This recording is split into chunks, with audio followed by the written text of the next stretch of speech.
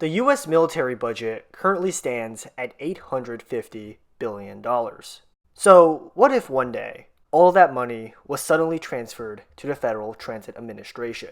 What kinds of transit projects can be funded with this type of cash? In a previous video visiting the hypothetical, we spent around $311 billion on transit projects in the Northeast. An amendment to that video pushed our spending to nearly $365 billion, meaning we have $485 billion left to spend. Now, it might seem unfair to have the Northeast take the lion's share of funding, until you realize the Northeast has the highest transit costs in the country. This means we will get more out of a remaining $485 billion, especially here in the Midwest. And yes, the 60% deduction is still going to mostly apply in this video. And to hammer that point, out of the $365 billion in transit funding for the Northeast, we funded about 325 miles of new rapid transit route, plus about 400 miles of new electrified commuter rail. We shall compare these numbers at the end of the video to what we got for the Midwest. Now, let's go to our first city, Chicago. The CTA and Metra have the potential to become world-class systems. Unfortunately, our elected officials don't see it that way, which is sad. And it is even more sad considering that the CTA, Metra, and PACE are on track for steep cuts. For the CTA, we are talking about 50 stations being cut, and the red and blue line service being nerfed to the point of being completely unusable. In a time when we should be getting people back onto public transit, it is extremely disappointing and infuriating for transit reform bills, such as the Sustainable Transit for Northern Illinois Act, to be presented 12 minutes before the Illinois General Assembly ends. Hey, J.B. Pritzker, do something about this.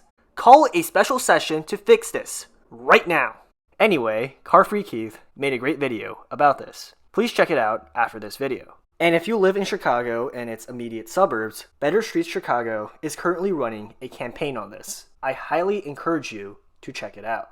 So, in this video, we will make sure that the CTA and Metra get the funds they need to not only survive this mess, but also thrive into becoming a world-class transit system. Because this isn't sustainable. The first thing we will fund is to make sure that the CTA, Metra, and PACE don't fall into a doomsday spiral. This will immediately fix any funding problems in the short term. That will cost us $1.5 billion. Then, we will legalize and incentivize denser housing next to train stations, and expand Chicago's tax increment financing program to help continue funding the new consolidated Northern Illinois Transit Authority. This will be free, as private developers will be financing the cost, not us. And hey, the CTA will make money from these deals, but I am not allowed to speculate on things other than how much transit would cost, so I can't take that off the budget. Next, general maintenance. There is currently a $30 billion maintenance backlog on the Chicago L, and therefore, we will kick in $30 billion to ensure everything is in pristine condition. That includes removing every slow zone, renewing all aging stations and structures, and funding RPM Phase 2. Yes, we can reduce that cost, but any remaining money left over will be for future maintenance. After all, infrastructure doesn't last forever, and funding from value capture takes time to develop. We will also fund CBTC or any other automation technology for the entire Chicago L. With 224.6 miles of track and a cost of $10 million per mile after reductions, it would come out to a cost of around $2.25 billion. With CBTC or any other automation technology, certain de-interline routes, such as the Blue Line, can be fully automated, increasing frequencies and reliability. And speaking of the Blue Line, let's head over to the Congress branch and get it fixed. And some of you might ask me, hey Edward, isn't the Congress branch part of the general maintenance pool of funding? Well, it should be, but I am dedicating separate funds for this just so I can rant about this poor excuse of the line. First of all, what is this? 79.2% slow zones. Are you kidding me? Not only is the line slower than actual traffic on the Eisenhower, but what are these frequencies? Are you asking me to wait 20 minutes for the privilege of sitting on a train going at 15 miles per hour? Also, what we'll do is to shut the entire branch down, from Western to Forest Park. Completely redo the tracks to raise the speed limit from about 15 miles per hour to 70 miles per hour. Completely redo the stations so that they are wider and therefore can accommodate platform screen doors. Finally, upgrade the entire power system here so that the line can take more trains, because 20-minute wait times are unacceptable. The track renewal and station renovation will cost $180 million. Platform screen doors between Illinois Medical District and Forest Park is another $120 million. Power upgrades will cost $50 million. Now, with all maintenance and funding issues resolved, let's now turn to construction. Now, Chicago construction costs are tricky. The only recent baseline I can use is a red line extension, but at $1.08 billion per mile for an elevated, that is insane, even if I used a 60% reduction. So, I used a different project, the orange line. Adjusted for inflation, it cost $1.42 billion for 9.2 miles of route. Using that, it would cost around $125 million per mile. Now, the report admits that construction costs have nearly doubled between 1987 and 2009, so the cost reduction is already baked in, which means we are not going to use our 60% reduction. As for subways, I used the D-line extension, given Wilshire Boulevard is about the same density as Chicago. The price of the D-line extension comes in at about $1.05 billion per mile. Using our 60% reduction, it would cost about $420 million per mile. The first thing we will do is the Brown Line extension to Mayfair and Montrose. This will help strengthen connectivity in the north side and connect the second and third most used train lines at a point outside the loop. This will be a complete subway and cost $760 million. To help facilitate transit-oriented development, a 50-acre lid will be constructed on top of the Edens and Kennedy Expressway near Mayfair and Montrose. This will cost $3 billion.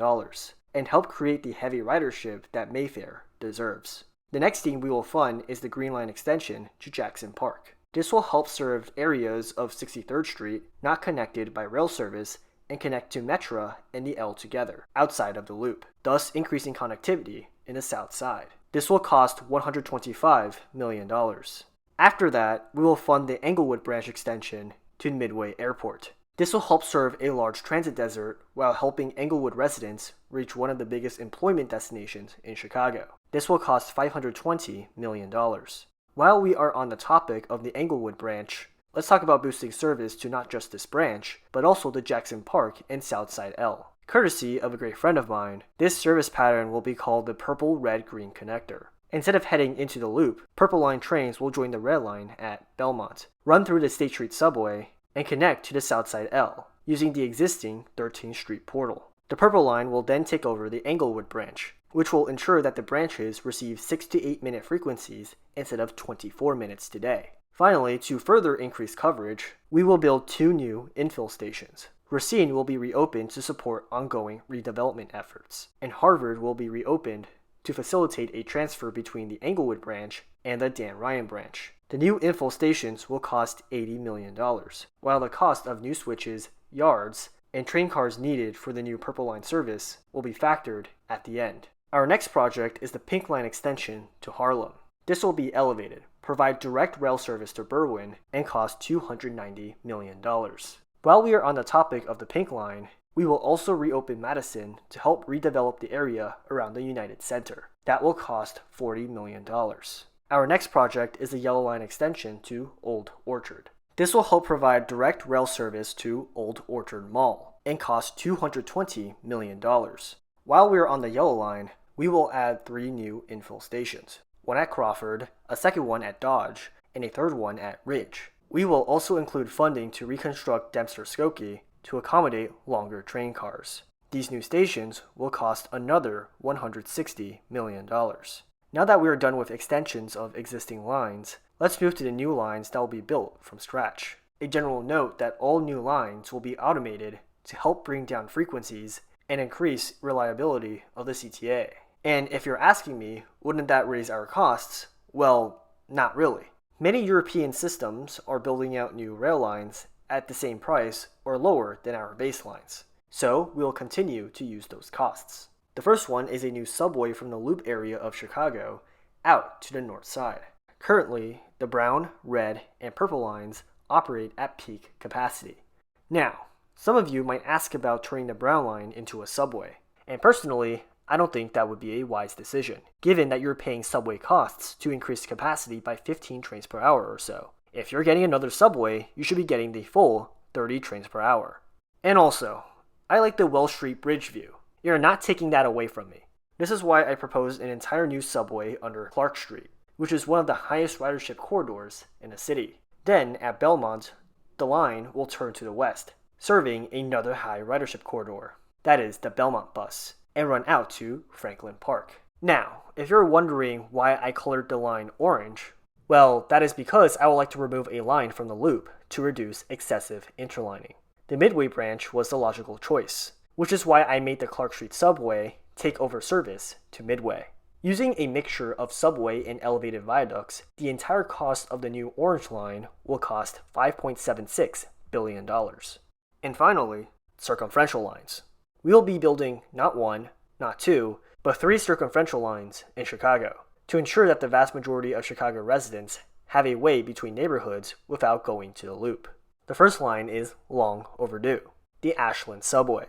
Running on one of the biggest circumferential roads in Chicago, this will start at 95th Street as an L. It will run north, intersecting the Englewood branch at 63rd Street. It will then go into a tunnel to cross under the South Branch Chicago River, before curving a bit to the west to provide better transfers to the pink and blue lines, as well as serving the Illinois Medical District. The line will then curve back to the east by Lake Street and continue as a tunnel all the way to Addison Street, where it will emerge back as an elevated. It will stay elevated all the way to Howard, where there will be an underground station. The entire Ashland subway will cost $5.05 billion. A branch of the Ashland subway will also be funded. This will branch near Pershing and follow old railroad right-of-ways all the way to South Lake Park Avenue and 41st Street and cost $470 million. Finally, I will post a question to the Chicago viewers on my channel. The subway ends at Howard, and so does the Skokie Swift. So what if we combine the Skokie Swift and a new Ashland subway? I made sure that all stations on the Skokie Swift can accommodate 8-car trains, and all grade crossings will be eliminated. Not to mention, it will smoothen operations at the dumpster fire known as Howard. The connection will be around 0.2 miles and cost $90 million, while grade separation will cost another $50 million. If you want to make this happen, let me know in the comments. If you don't want it, well, we won't fund it. But as of now, the connection will be funded into the budget. Our next circumferential line will be at Western. This is also a top circumferential corridor in Chicago and would greatly benefit from a subway. The subway would start in the far but somewhat job-dense neighborhood of Mount Greenwood at Kedzie and 111th Street and run east, and then turn north at Western to continue serving those job centers. It will then intersect with the Englewood and Midway branches before crossing the South Branch Chicago River on a bridge. The line will then intersect with the Cermak branch and then head into a tunnel at 15th Street. From there, the line will continue underneath Western until Wilson. This is where the line will swing to the west via Lincoln in California. This is to better serve the job density in northern Chicago, as by this point, California Avenue is the corridor with the higher job density, not Western. Finally, the line would end near Mulford in Evanston. This new Western subway would cost $6.77 billion. Our final circumferential subway will be a version of the Mid-City Transitway. Starting at Mayfair, the line will travel near a freight railroad near Cicero. The line will then serve a ton of industrial areas of the city, cross the South Branch Chicago River, and serve Midway Airport. It will then make a stop at Ford City Mall, before turning east underneath 79th Street to provide circumferential service in the south side. This line will then end at Cheltenham at South Exchange Avenue. The Mid-City Transitway, being majority elevated viaducts, will cost $4.78 billion.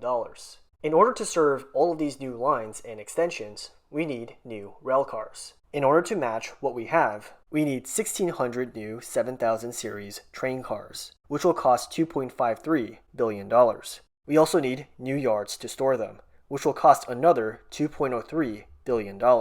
To wrap up the Chicago L, let's fund some miscellaneous stuff. We will straighten this curve near Halsted and north on the Brown Line to improve speeds in the area. We will also fund redoing this curve near Sheridan. Finally, we will fund an in-system transfer at Staten Lake between the subway and the loop. The Halstead and North track straightening would cost about $60 million. Funds for straightening Sheridan should be in the RPM Phase 2 bucket of funding. And the Staten Lake in-system transfer would cost $100 million. We are not done in Chicago just yet. Let's head over to Metra and Regional Rail. As for our construction cost, it is a bit tricky. Using the Rockford extension, it would cost around $6 million per mile, but the recent Star Line would cost around $12 million per mile. I'll go in the middle and say that Metro expansions would cost $9 million per mile.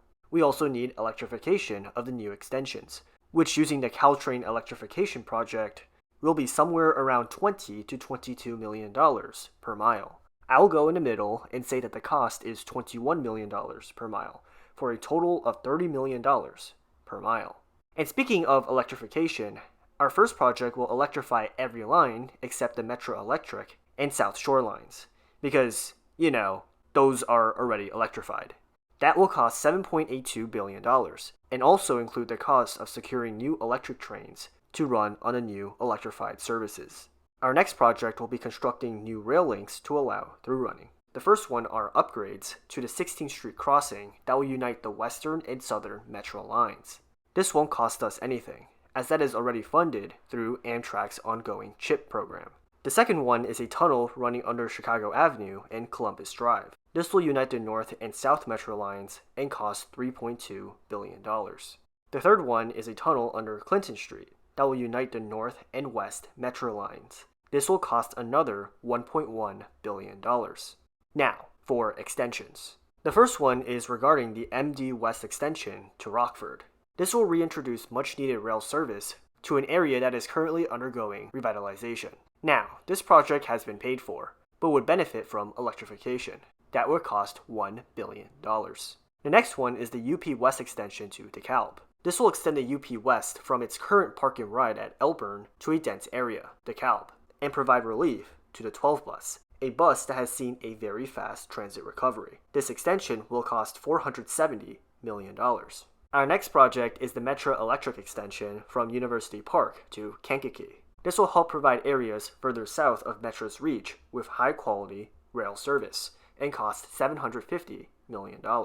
Our next few projects involve the South Shore line. The first thing is creating a branch of the line to Elkhart, which would serve downtown South Bend properly. This will cost $550 million. Our next order of action is to create a new Y and elevate the tracks near the airport. This will cost $390 million. Finally, we will fund the Monon Corridor extension to Lowell. This will add even more stops to Northwest Indiana, which has been experiencing rapid population growth, and cost $530 million. The next one is the BNSF extension to Sandwich. This will provide rail service to the communities of Montgomery, Plano, and Sandwich, and cost $670 million. Another southwest extension will be built, this time on the Rock Island District line to Peru, LaSalle. This will bring rail service to the communities of Morris, Seneca, and Ottawa, and cost $1.8 billion. Our next extension is the UP North extension to Milwaukee. This will plug in a gap in rail service near the Milwaukee metro area, and cost $1 billion. Our final extension is a long one, the UP Northwest extension to the University of Wisconsin-Madison. This too will plug in a gap in rail service in the greater Madison metro area and cost $2.11 billion. We will be creating two new circumferential lines. The first one will be a rail line between Joliet and Waukegan, serving the outer Chicagoland neighborhoods without going into Chicago. This line will cost $2.12 billion. The second circumferential rail line is going to be between Joliet and Gary. This will connect the communities of New Lenox, Matson, and Dyer without going to Chicago. This new line will cost $3.54 billion. In total, we spent around $66 billion on Chicago L projects, and about $28 billion for Metro projects, for a grand total of around $94 billion. Around 103 miles of new route will be created, effectively doubling the Chicago L network. As for Metra, about 390 miles of new route will be created, effectively increasing Metra's coverage by 80%. This will bring the Chicago L and Metra into the 21st century, and serve the area well for the next 100 years. Our next city is to the north, Milwaukee. Now, Milwaukee is the largest city in Wisconsin, but doesn't have much of a public transit network. Its only train is the HOP, a streetcar system that opened in 2018 that only covers downtown Milwaukee. As a result, Milwaukee is extremely car dependent, and highways such as I-94 can get pretty congested. Clearly, we can do better, and we will do better, by funding a network of automated trains here. As for construction costs, we will reuse Chicago's construction costs. $125 million per mile for an L, $420 million per mile for subways. The first project we will fund is the Wisconsin Avenue Subway. This will provide rapid east-west service in Milwaukee, on one of the highest used transit ridership corridors in the city. Recently, a BRT project opened here, which should show you the immense ridership potential of the corridor. This will use a mixture of subways and elevateds, and cost $2 billion. Our next project is a Sherman Boulevard Elevated. This will branch off the Wisconsin Avenue Subway near 35th Street and run north to Brown Deer Road. This too also parallels a highly used bus line on Sherman Boulevard. It will cost $1.19 billion. The next few projects are related to a single line. The first part is the Capitol Drive Elevated, which will provide much needed rail service in the north, as it serves a mixture of commercial and residential spaces. This will cost $1.12 billion. The second part is to provide rail service to southeast Milwaukee. One branch will run over Kinnick Avenue to Cudahy, while a second branch will run over Howell Avenue to provide service to Milwaukee Mitchell International Airport. This will cost $1.6 billion. The final part is a central subway link to unite the two elevated segments together. This subway will serve the Milwaukee downtown, intermodal facility, and a University of Wisconsin-Milwaukee, and cost $2.43 billion. After that, we will fund an elevated line over National Avenue and Dr. Martin Luther King Jr. Drive. This will service portions of southwestern and eastern Milwaukee, and cost $1.47 billion.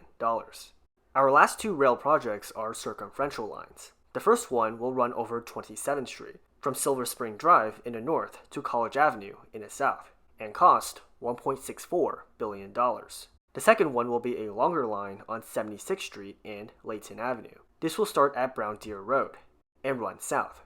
It will continue to run south, intersecting the Capitol Drive Elevated. At Harwood Avenue, the line will temporarily swing to the east, before rejoining 76th Street by Greenfield Avenue. It will run south until Layton Avenue, where it would turn east all the way to Cudahy. This would cover large portions of western and southern Milwaukee, and cost $3.98 billion.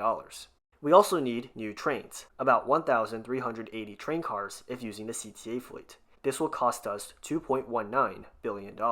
We also need 12 new train cars at a cost of $1.88 billion. In order to take advantage of the new capacity that the trains will bring, we will fund highway removals. The first one is I-94. Because there are now two automated lines near it, operating at 2 to 4 minute headways each, this highway is now redundant. Demolishing the highway will reunite neighborhoods, reduce noise pollution, and allow even more development to ensure the lines we build are destined for success. We will remove nearly 7 miles of highway, from the Zoo Interchange to downtown, at a cost of $220 million. The next and final highway we will remove is the Stadium Freeway. This is a spur of I-94, and with I-94 gone, it makes little sense to retain this too. Demolition of this freeway will cost $90 million. In total, we spent around $20 billion. Nearly 180 miles of track will be laid, and 90 miles of route will be created. Combined with highway removal, this should hopefully make Milwaukee less car dependent and less congested. For our next city, let's go to Detroit. Now, Detroit has been portrayed as this dangerous and poorly mismanaged city by the media, and I think those narratives are false. Detroit is very much improving. Emergency response times have improved. Streetlights have been installed, and major revitalization efforts are underway. As someone who had the opportunity to visit Detroit, I was blown away with how much progress has been made there. Now, is everything in Detroit perfect? Of course not. Detroit, like every other city, has its problems. But if Detroit goes on its current trajectory, I think it can regain some of that former glory, especially when Detroit itself has reported a population increase, and climate change is likely to drive more people back to the Rust Belt. So, why don't we speed up that progress and start building a series of automated rail lines? And once again, costs will be the same as what we paid in Chicago. Our first project is to build a proper Woodward subway. I mean, yeah, you have the Q line, but Woodward deserves better, especially in the downtown section, where the line can get stuck in traffic. Not to mention even more development is planned along the corridor that I don't think the light rail can handle. So, we'll build a proper subway. Have this supplement service where this new line will make express stops and the Q line will make local stops. Anyway, this new Woodward line would cost $1.37 billion. Our second project actually constitutes multiple parts. The first one is a rail link to the airport via Michigan Avenue. This parallels a key east-west corridor in Detroit and will cost $3.32 billion. The second part is an elevated on Gratiot Avenue, another major artery in Detroit. This will cost $1.08 billion. The final part is a central subway through downtown Detroit to link these two elevated lines together. This will cost $560 million. Our third project also constitutes multiple parts. The first one is an elevated line on Grand River Avenue. This will cost $1.88 billion. The second one is an elevated line on Lafayette Street and Jefferson Avenue. This will cost $640 million. The final is another central subway through downtown Detroit, which will cost $550 million. Just like in Milwaukee, we will fund two circumferential rail lines. The first one is an elevated line on Warren Avenue. This will cost $2.49 billion. Our second circumferential line is another elevated line on 7 Mile Road and Greenfield Road. This will cost $2.92 billion. In order to serve all these new elevated lines, we need new rail cars. Again, if using Chicago's rail fleet proportions, we need 1,600 rail cars. At a cost of $1.58 million each, we will be paying $2.53 billion. We also need 13 yards to store these trains, which will cost another $2.03 billion. All in all, these new rail projects will cement the progress that Detroit has been making for the past 10 years. With new rail lines on the busiest corridors here, this will help decrease congestion, fuel development, and grow the tax base that Detroit needs. For our next city, let's go to Ohio, specifically Cleveland. To my knowledge, Cleveland is the only city in Ohio that has a proper rail line. But even so, it isn't so good. Like, what is this? 15-minute headways on the red line? Cleveland, you deserve better. So let's properly invest in the Cleveland RTA and build a proper metro system here. Our first project will be realigning the red and, by extension, green and blue lines. Currently, the only downtown stop that these three lines have is Tower City. But downtown is much greater than just Tower City. And realigning these lines to serve more of downtown would help increase the coverage of downtown and increase ridership. This will cost $1.14 billion. While we are on the red line, we're going to extend the red line in the east to Babbitt. This will cost $720 million. Our next project will all be related, as it will build on the automated metro systems we built in Detroit and Milwaukee. The first part will be a Superior Avenue elevated, serving large portions of northeastern Cleveland. This will cost $760 million. The next part is another elevated line to the southeast. This will serve large transit deserts in North Broadway, Mount Pleasant, Corlett, and Highland Hills, and costs $1.55 billion. The next part will occur in the west. This will add an elevated on Lorraine Avenue and West 210th Street, and cost $1.13 billion. Our next part will also occur in the southwest. This will add an elevated to Parma, and cost $750 million. Our final part is a central subway to connect all of these branches. This will bring large swaths of Cleveland into Tower City and downtown, and cost $1.77 billion. Our final automated metro line will be a circumferential line. This will start at Euclid Hospital, run down East 105th Street and East 93rd Street, turn west on Harvard Avenue and Memphis Avenue, and then turn north on West 117th Street. This will connect the outer neighborhoods without downtown, and cost $2.93 billion. We will also add a branch on Paredes Avenue to the Great Northern Mall. This will cost $1.07 billion. We also need new rail cars. Again, using the Chicago example, we need 1,200 rail cars and 10 yards. The 1,200 rail cars will cost $1.9 billion, while the 10 new yards will cost $1.56 billion. We are not done with Cleveland just yet. Just like Chicago, Cleveland has a ton of existing rail corridors traversing the city. But unlike Chicago, there's no regional rail nor commuter rail system to take advantage of these rail corridors. So we'll spend some money to give Cleveland its commuter rail system back. All services will originate from Tower City instead of the current waterfront station. Tower City is a much more central location for both Cleveland and the proposed metro lines we are building here. Some heavy construction is required, but the space is there for rail lines going east and west. Repurposing those spaces would require 4.4 miles of reactivated tracks. This will cost $550 million. The first service we will reactivate is to Youngstown. This will be more than 60 miles long and cost $2.72 billion. The second service we will reactivate is to Erie, Pennsylvania. This will be more than 70 miles long and cost $2.8 billion. The third service we will reactivate is a branch of the Youngstown line to Akron. This will connect Akron up to Cleveland and cost $1.34 billion. Our final service we will reactivate is lines to the west to Toledo. This will connect a ton of communities to the west to either Cleveland or Toledo and cost $4.58 billion.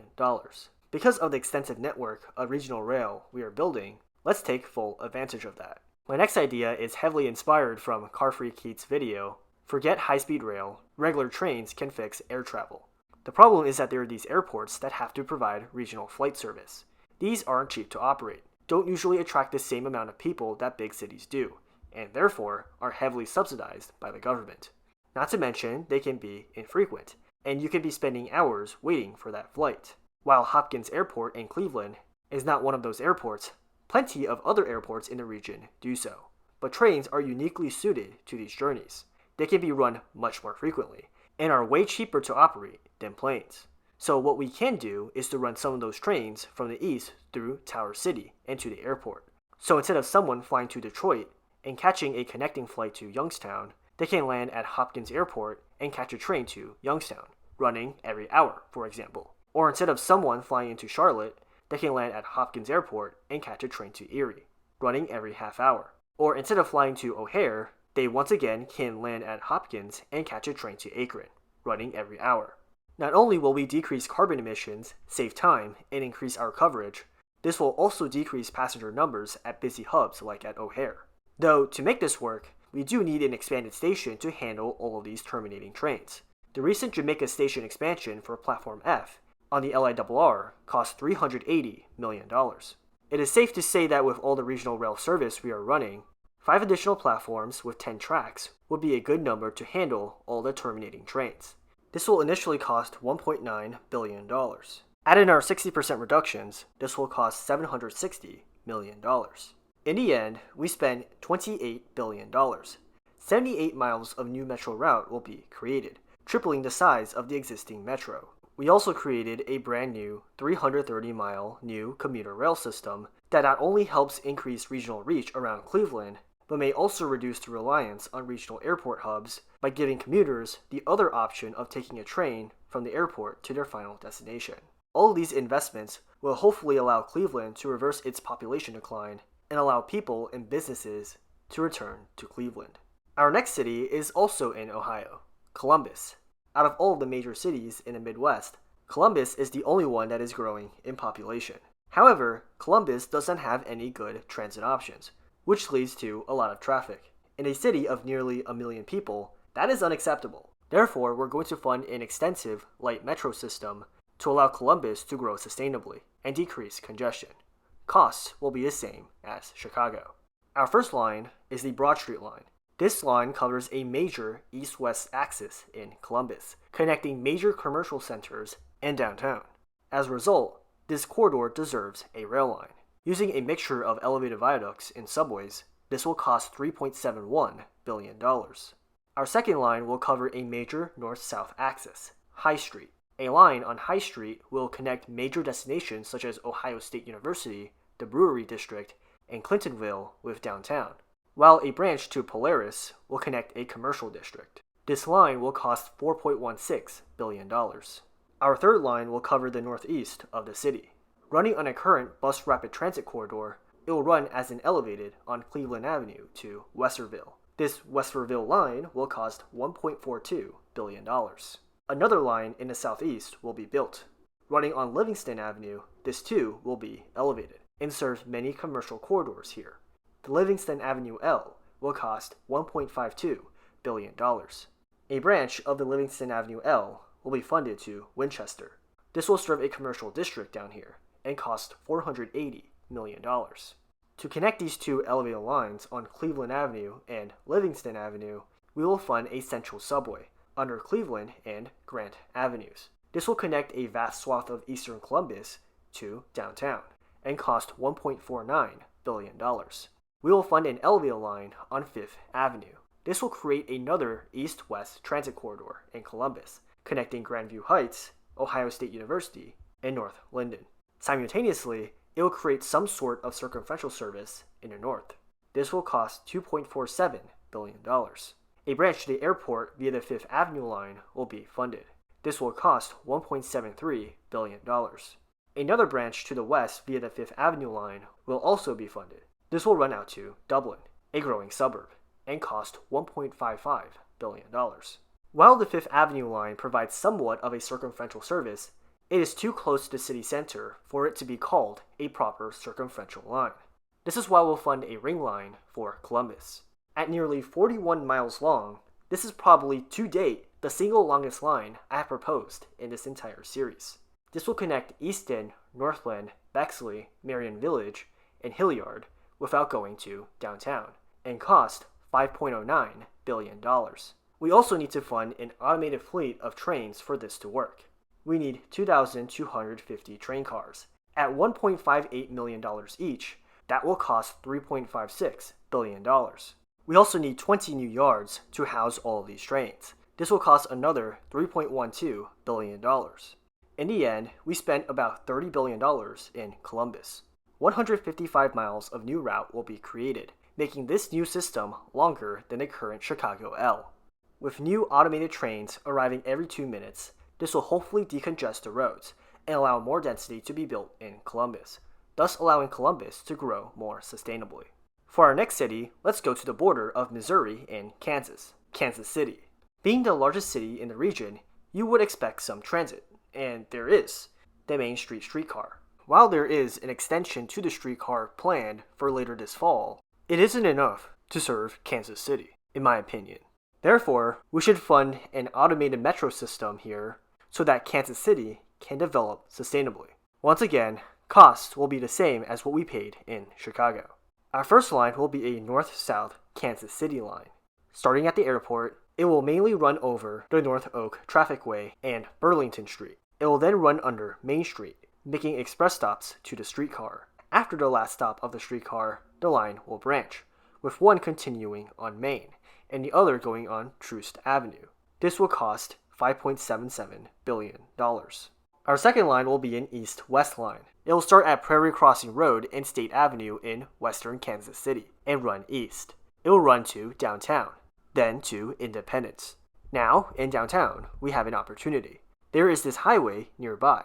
So what we will do is remove the cars and retain the open cut. Then we will place tracks and stations here. Any remaining areas will be turned into a park.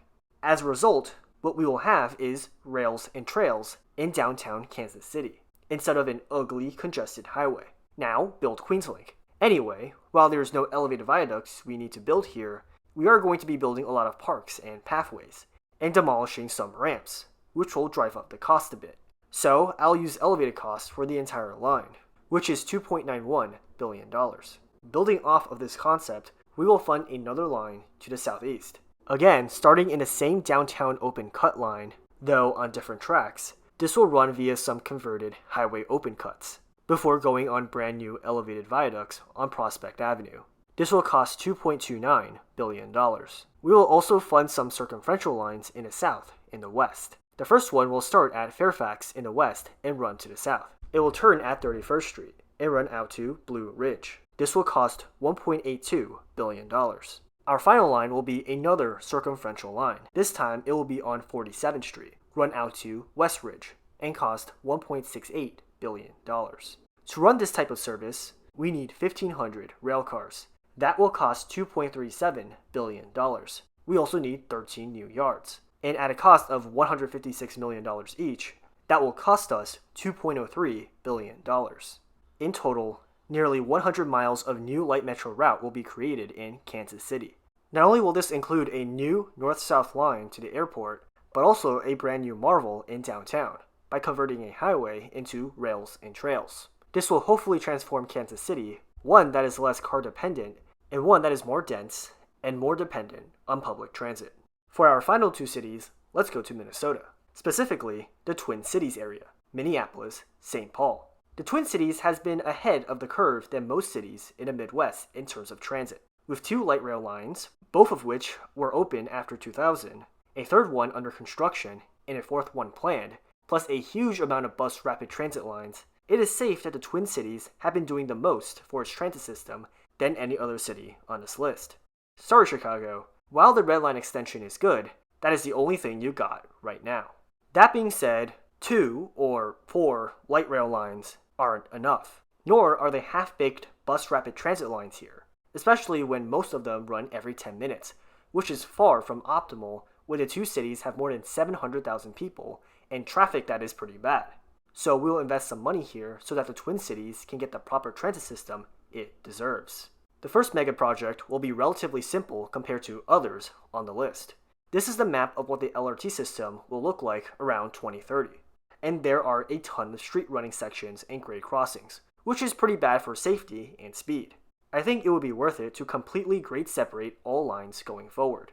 For the two lines currently under operation, that would mean elevating the central section in Minneapolis and eliminating all street running sections. For the Southwest LRT that is currently under construction, that would be eliminating the relatively few amounts of grade crossings here.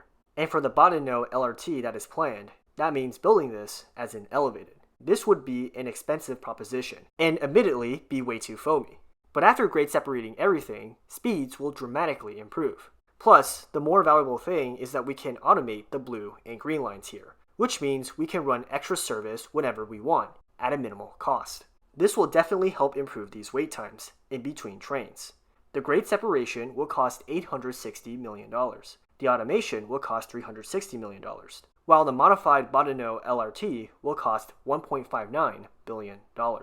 Now that we have resolved the current and future network, let's talk new train lines. The first one is converting the D line into an automated light metro. The D line covers a large portion of Minneapolis, and combined with the fact that the D line is seeing record ridership, it deserves to be a train line. This will cost $4.12 billion. Our next project would be to convert all of the bus rapid transit corridors under consideration into light metro lines. The first of these is the F line, which serves Northwood Mall. Repurposing this into an elevated viaduct will cost $1.25 billion. The G line is the next bus rapid transit project we will repurpose into a light metro line. This will run as a north-south line in St. Paul and cost $2.09 billion. Our final bus rapid transit line we will repurpose into a light metro is the H line. This will run on Como and Maryland Avenues and cost $1.78 billion. After the bus rapid transit corridors, let's fund some completely new lines. We will fund a line to Plymouth. This will serve many western Minneapolis neighborhoods and cost $1.29 billion. To connect the Northwood Mall, Como, Maryland, and Plymouth lines, we will fund a central subway to connect them all together. This will cost $1.4 billion. To facilitate circumferential service in the region, we will fund two lines. The first one is a typical loop line for Minneapolis. This will connect major corridors such as Lowry Avenue in the north, Lake Street in the south, Snelling Avenue in the east, and Route 100 and Douglas Drive in the west. This loop line will cost $3.74 billion. The second is a half-circumferential, half-radial service using the Riverview corridor. The line will start in Maplewood and run south. It will then turn west and run through the core of St. Paul, before transitioning onto the Riverview corridor itself. It will then run to the airport, before running in the southern suburbs of Minneapolis. The line will end at the planned Southwest Station. This will cost $5.61 billion. To run all of these new services, we need new train cars. Using the S70 vehicles, which cost $4.37 million each, it comes out to a total of $2.52 billion. We also need new yards, 13 of them to be exact. That comes out to $2.03 billion. In total, we spent around $28 billion. 134 miles of new route will be created, increasing the system by more than 500%. This will hopefully reduce congestion in Minneapolis and deliver a city that is more dense and more equitable. Now, let's go to the smaller cities in the Midwest. Our first project will take place in Des Moines. It will create a light metro line on University Avenue and 7th Street and run out to the airport. This will cost $3.13 billion. Our second project will take place in Omaha. This will involve extending the streetcar as an elevated and branching it to the west. One branch will continue on Dodge, the other on Central. This will cost $2.65 billion. An extension of the streetcar, also as an elevated to the airport, will be funded. This will cost $420 million. We will also fund an east-west line in Indianapolis. This line will link the airport, Indiana University, Indianapolis, and Washington Square, and cost $3.55 billion. Our final project in the Midwest, for now, will take place in Louisville. We will fund a north-south automated subway connecting the airport, the University of Louisville, downtown, and Clarksville, which will cost $2.51 billion. Our total bill for the Midwest comes out to around $250 billion. More than 800 miles of new rapid transit route has been created with this amount of funding, plus another 720 miles of new electrified commuter rail. Compared to what we got from the Northeast, we definitely got our money's worth for North American standards. We also did it cheaper. Once again, our bill for the Northeast came out to $365 billion. The bill that we got for the Midwest is more than $100 billion cheaper. And we got more than double the amount of new rapid transit routes and commuter rail lines. Yes, I assume Chicago cost for most of the video, and that may not be the case for certain cities, as certain cities may be more or less dense than Chicago. But maybe I should. Lack of standardization is a key reason why we can't build things affordably anymore. And returning to a model where we just copy and paste our practices everywhere, plus maybe a few changes tailored to each city, will greatly reduce our costs. And with that, this marks the end of this video. Once again, I posed a question to you all. What are your thoughts on my selections? If you think something is over the top, let me know in the comments below. Conversely, if you think something is missed that deserves funding, let me know as well. If enough of you want a certain proposal, as always, I will make a follow-up video to this. As always, I'll see you all in the next video. Peace.